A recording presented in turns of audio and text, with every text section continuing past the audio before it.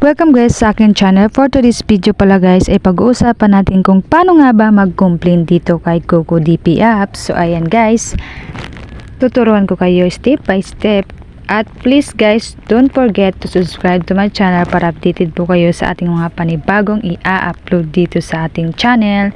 So ayan guys, may nag-request si Mama Risha, musta? Na-scam daw yung 21,000 points niya at paano nga daw ba mag-complain? So ayan guys, pupunta po tayo dito sa parang headphone siya din sa taas at mapupunta po tayo dito sa contact customer service. Makikita niyo dyan yung order number, yung product name at saka yung purchase. Yung order number, yung product name at saka yung purchase, si CocoDP na po yung naglagay niyan. Direct na po yan makikita ninyo kapag bumili na po kayo dito kay CocoDP.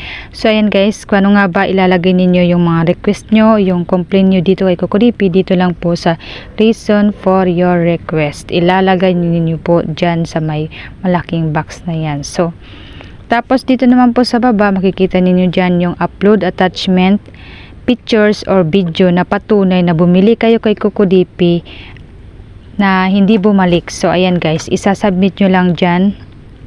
Tapos pagkatapos nun, agad naman po na magre-reply o mag-respond si CocoDP sa inyong request. So ayan guys, dahil nga example lang to at ayan, may inilagay ako doon na na reason, pero ayan, may nilagay dyan, nag-respond kagad si CocoDP at sabi niya, "Welcome to CocoDP dear player. We have received your request and we currently processing your issue. We will respond to you as soon as possible." So ayan guys, yung response ni CocoDP sa ating isinend na request.